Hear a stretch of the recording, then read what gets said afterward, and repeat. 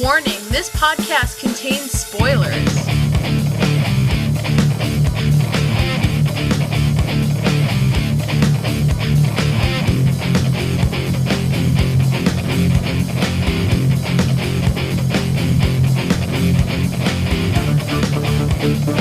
Hello everyone, and welcome to the As Seen on TV podcast for Arrow, Season 3, Episode 9, The Climb.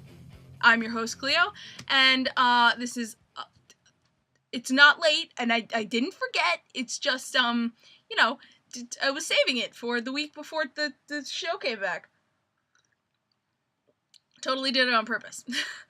But anyway, this freaking episode was the best Arrow episode ever. Like, it's only been 3 seasons, but I really think that The Climb is the best episode that there has ever been of Arrow. And it was not only a banging episode, but it was a fantastic cliffhanger for a mid-season finale. Like, insane. So yeah, let's dig deep. This starts off with a visit from the League of Assassins. What's her name?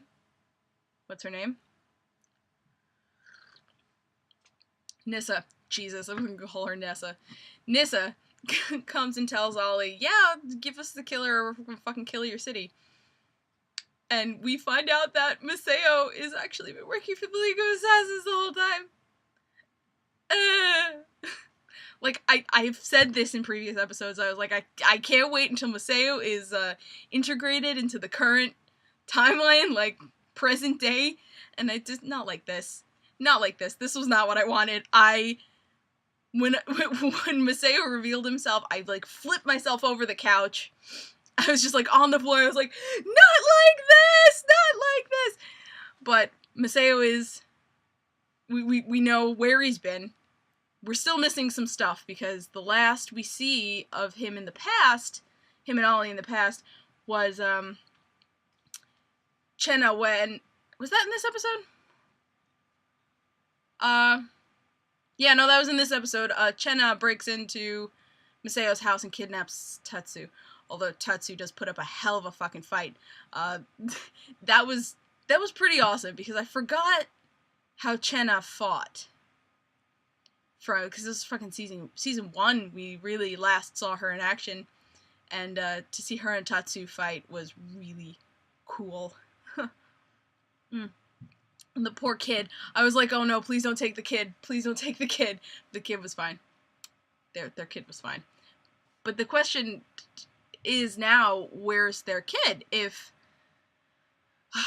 for some reason Tatsu's part of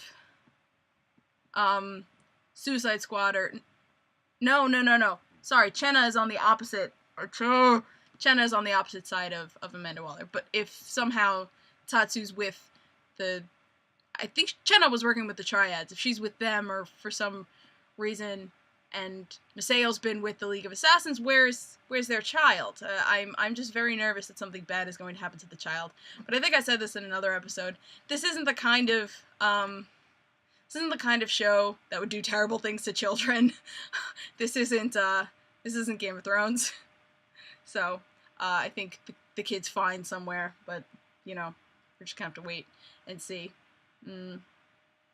So, yeah, they find, Felicity tells the Team Arrow that they found, Caitlin. I don't know why I want to call her Catelyn, probably because of Game of Thrones, but Caitlin Snow from Team Flash, did the DNA profile for, the Arrow that killed Sarah. And it ended up being Ollie's DNA, like a 99% match for Ollie's DNA. And for a while, I was like, hold on, did Ra's al Ghul somehow, like, end of story, I was wrong. I'm very upset that I was wrong. On one hand, I was upset that I was wrong, because, I wanted to be right. But on the other hand, it was satisfying, like, oh man, I kind of didn't see that coming. But yeah, it turns out that Malcolm got Thea, One day I'm gonna get her name right and it's gonna be fine. Malcolm got Thea to kill Sarah, and Ra's al Ghul was not involved at all.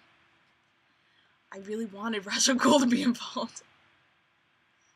That was just that had been my theory for so long that now being wrong really sucks. I like that this season started off with the title The Calm, and the mid-season finale ends with The Climb. I don't know, that seems a little poetic. So Thea runs into Laurel at the cemetery and finds out that Laurel is there to see Sarah, her fake grave, which is now her real grave. And so Thea finds out... Fuck! Thea! Thea finds out that Sarah's actually dead again, and, Laurel begs her, oh, don't tell my dad, blah, blah, blah. Then Laurel's mother comes to town, and the mother instantly knows. She's like, the way Laurel talks about Sarah. And, so now the mother knows, and Laurel vows to find Sarah's killer, which is going to be a difficult, confrontation when, either when she finds out that it's Thea, or when she tries to beat the shit out of Roy, because she thinks it's still him. Yeah. Anyway, it gets sliced. I think Black Canary is not going to be on Team Arrow for a while. She's going to be a solo. Hopefully she gets Wildcat back in the game so they can duo it up. Yeah, I'm really hoping that they don't go the romantic route between the two of them, because it'd be really weird. Mostly because I know the characters as more of like having a father-daughter relationship, so, if they get it on, it's gonna be weird for me. But who knows, who cares, whatever, moving on. Ray! Ray comes to Verdant, cause he tracks Felicity's phone to Verdant, which I thought was freaking hilarious. So, Felicity has to go upstairs and deal with him. But he really just wanted to talk about an apology. He really wanted to apologize and explain he has a dead fiance, and he never expected... Sorry, hold on. That's bothering me. And, wanted to tell her that he has a dead fiance, and he never expected to kiss anyone again, so there's that. I really like Ray. Like, the more we get of him, the more likable he is. Later, Queen Consolidated, Felicity forces him to show her, the Atom suit that he's been working on. And he asks her for help. And she, under her breath, is just like, why does this keep happening to me? Why? And it's hilarious because working for two different superheroes in the same city is going to... I mean, they're gonna find out about each other eventually. And it's gonna be hilarious because it's Ray. But that's obviously not gonna be for a while because of what happens at the end of this episode that I will get to soon! I should not have slammed the table. But yeah, the Atom suit looks really cool, and he does actually say that theories that I have said on this show were correct, that it is actually a reappropriation of a OMAC suit, that Queen, what's Oliver's dad? Oliver's dad was working on, or whatever. So he's reappropriating it, which might, cause some problems, especially if someone wants to make the actual OMAC suit, which is kind of like it always ends up being used for less than good purposes, the OMAC suits. So, yeah. Yeah, he wants him to make the Atom suit to be a superhero and save Starling City. And Felicity's going to be working for 2 superheroes. It's going to be very, very funny because she's a very funny character, and putting her in a situation like that is just gonna, there's gonna be comedy. After all the drama, there's gonna be comedy.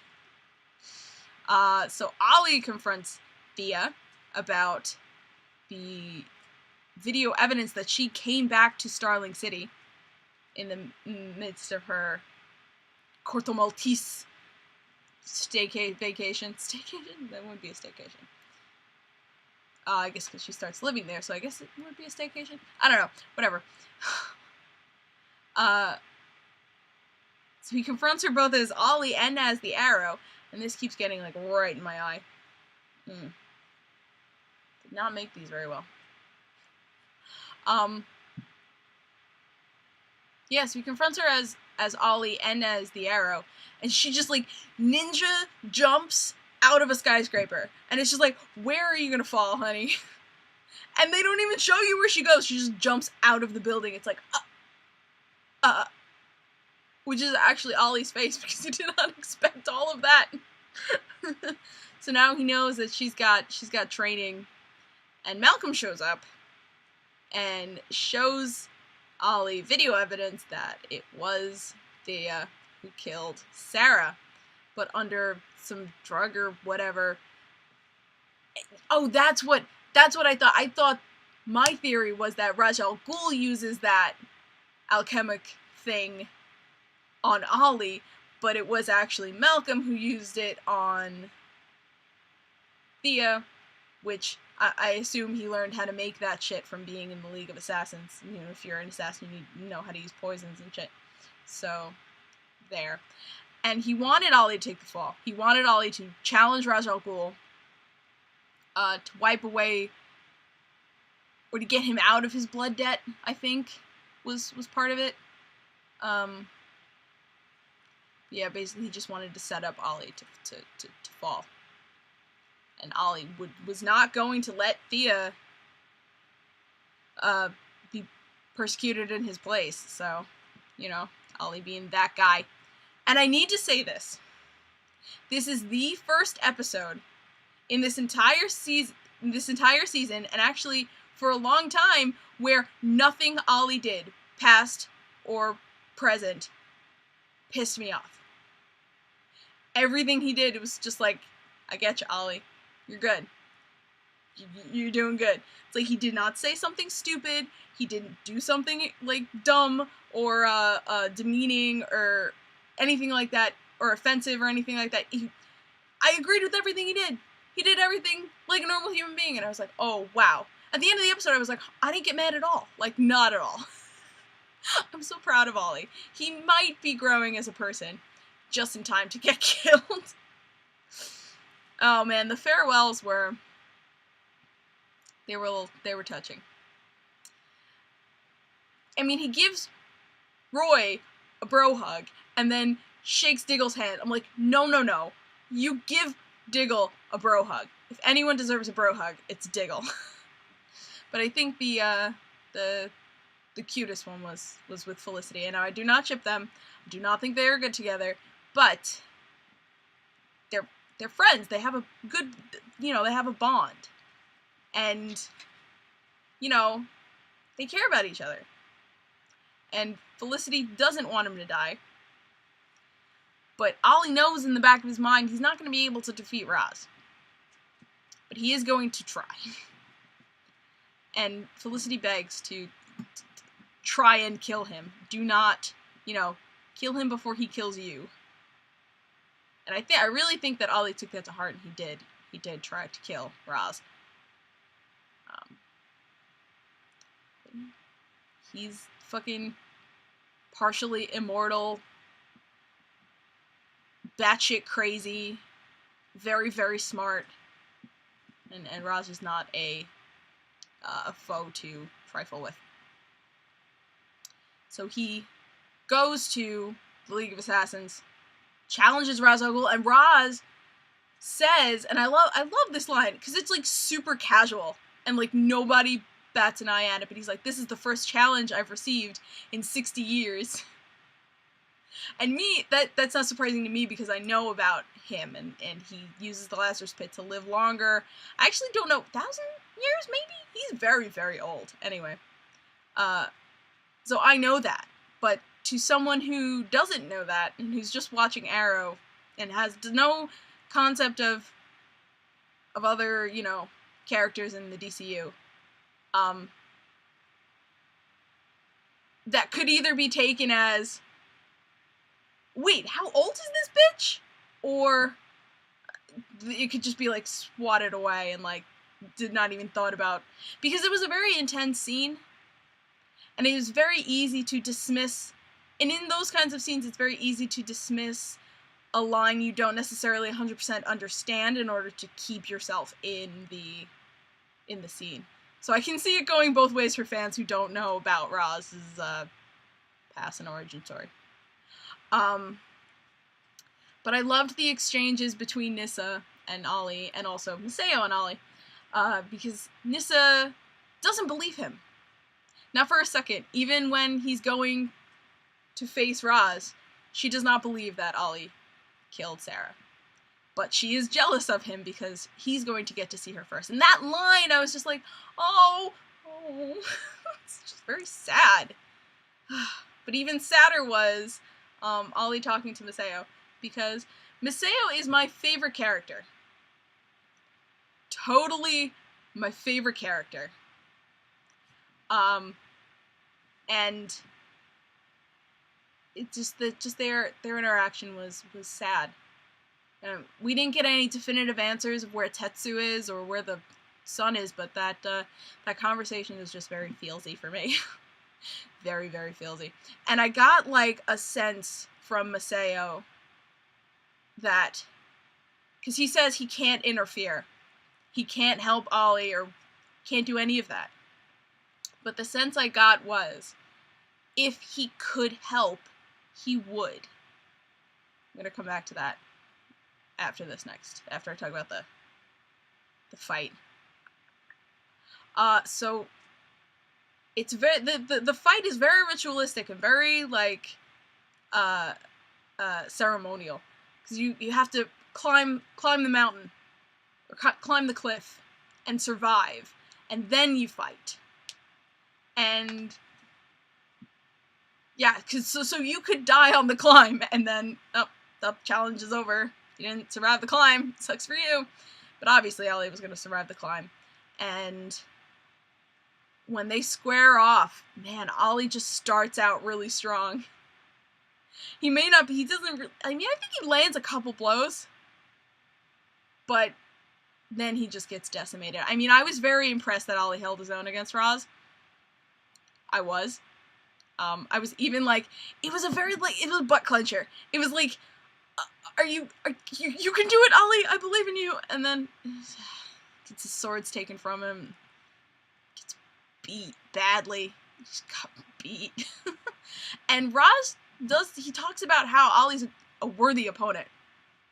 And how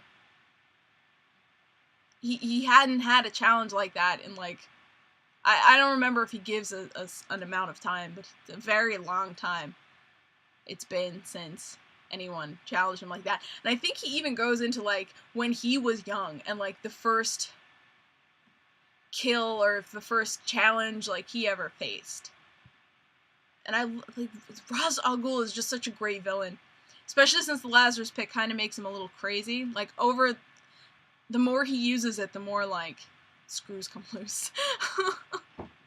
So he's very, like, an idealistic, like, crazy person. But incredibly smart. Yeah, so Olie really never stood a chance. But Roz does not stab him through the heart. Does not stab him in a 100% will kill you in seconds vital area. He stabs him, like, just off. I'm pretty sure it's just off. But it is enough to kill him, especially since he drops him off the fucking cliff. Assuming that he will bleed out, because honestly, anyone would. And that's where the fucking episode ends. And Masao and Nissa have to watch. And Nissa probably doesn't have a problem watching. She probably doesn't really care. But Masao, I mean, him and Olie did become friends, you know? Not, like, real friends, but, like, they bonded as, like, two people who had to take orders from Amanda Waller, you know? So, I don't think it was easy for him to watch. And the first promo, and I'm pretty sure it's in the newest promo, too, shows a black cloaked figure walking towards Ollie's dead body on the cliff. He's probably dying. He's probably not dead yet. He's probably, like, as close to death as you... He's only mostly dead. So he's probably mostly dead. And whoever is walking up to him is going to take him to the Lazarus Pit. I know this. We all know this. The actor who plays Olie even, like, tweeted a fan art of a fist with an arrow coming out of, like, water or, like, a pit. You know, so he's fucking coming out of the Lazarus Pit. We all know that this is gonna happen. It's going to happen. The question is, who puts him in the pit? I don't think it's going to be Roz. Because he just killed him. Why the fuck would he... Also, why would he want to share the pit? I don't think that's never been a... And I can't remember. I'm pretty sure he's very guarding. He guards the pit. Like, it's probably only him and his daughters. I forget if he has any sons.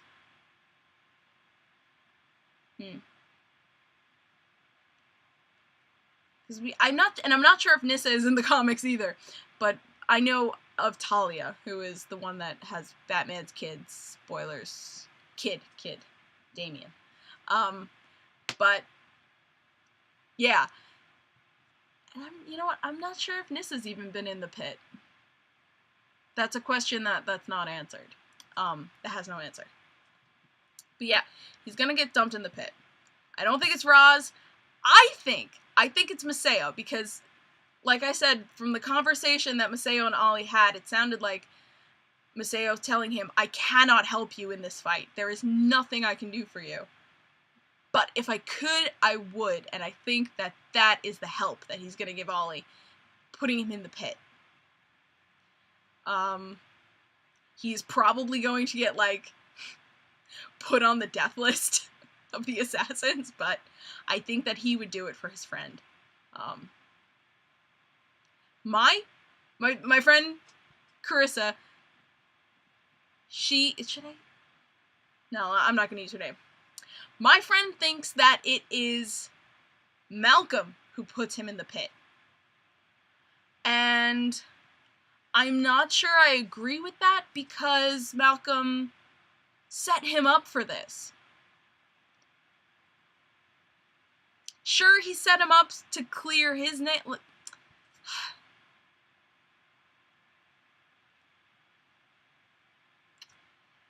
Yeah, I mean, Malcolm set him up for that for a reason. And maybe it is so that Olie would fail, and then Malcolm could put him in the pit. But then why wouldn't Malcolm put himself in the pit if he could? I don't know. I think it's a possibility that it's Malcolm, but I don't think it's the... Yeah, because I've been misjudging his motives, because he didn't train Thea so that she could defend herself. He trained her so that she could kill Sarah for him. It's just, I've been misjudging Malcolm's motives this whole season, and I think I might be wrong again. So maybe it could be Malcolm. I think it's completely plausible, but I think that it's Masao that wants to save his friend.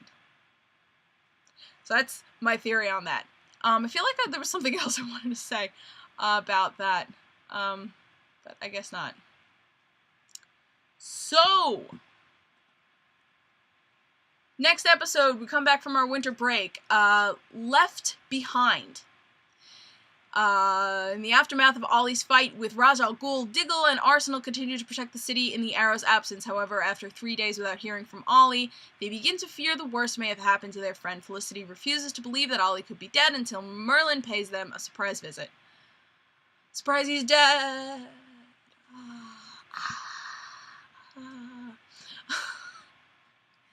Thea suspects that there is something more behind Ollie's disappearance and asks Merlin for a favor. More lying. Whoop-de-doo. Because I'm not sure she knows about the League of Assassins. I don't think Merlin ever told her about where he got his training from. He just sort of trained her. So there's gonna be more lying. Hopefully she finds out soon. Like, that's my hope. Meanwhile, Ray tests a part of the new suit, and Laurel takes up the mantle of Black Canary, fucking finally. So, here's what I am expecting from the rest of the season. Olie gets dipped in the Lazarus pit. Laurel starts fighting crime, but gets no respect. Malcolm, I think Malcolm is gonna die. Malcolm is not long for this world, especially if Thea turns against him, finds out the whole truth, and turns against him. Thea joins Team Arrow, and more drama with Argus. So, those are my predictions for the rest of this season. I want to touch on some of them a little bit more. So Laurel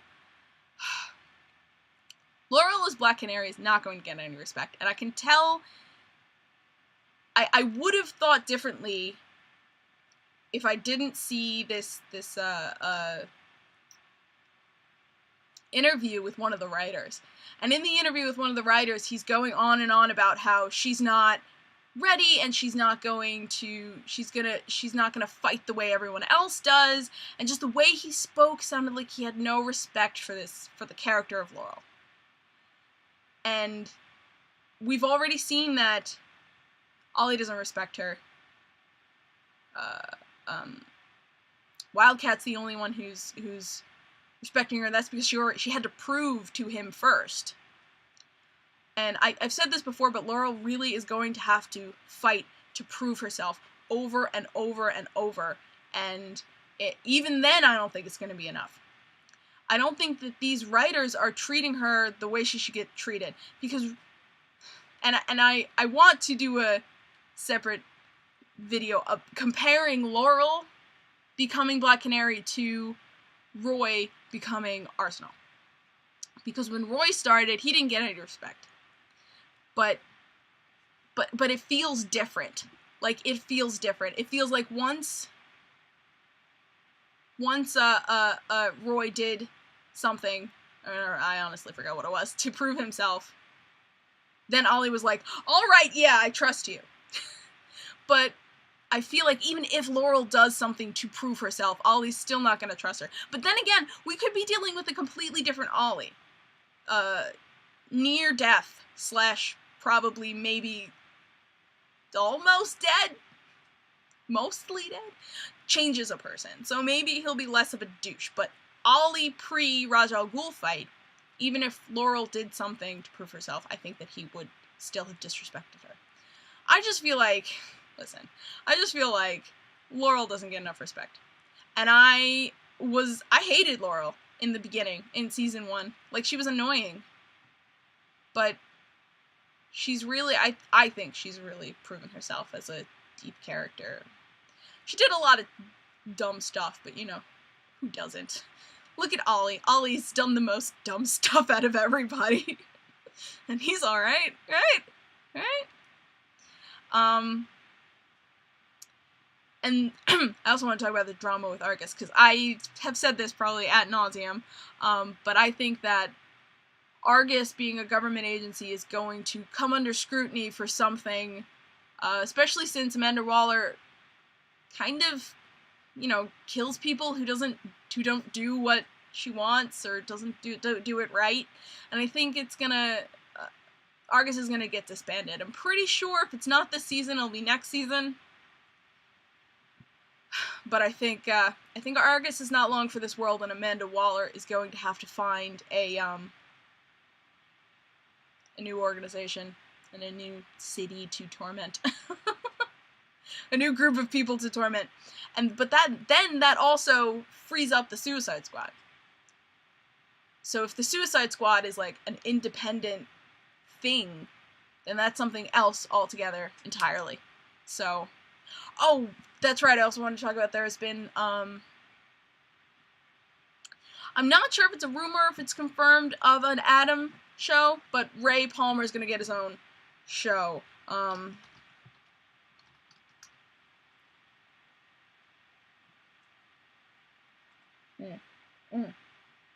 It's not confirmed. Oh, but this was 3 months ago. Oh, no. They're saying he may move from Arrow to Flash. But anyway, there is more in the future for Arrow. But yeah, there is a call for an Atom show, a spin-off, like the Flash was spun off from Arrow. An Atom show, yeah. So, whatever happens with Ray in the future, when he becomes the Atom, he's gonna get bigger. Like, you know.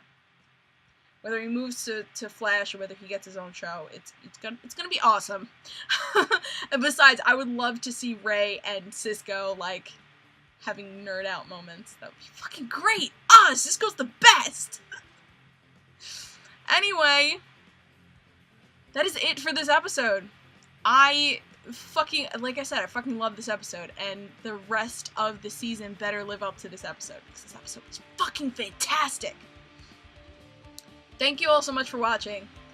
You can find me at Clio all over the internet, and you can find us at ASO TV Podcast on YouTube, right here. Go look at other shows and shit.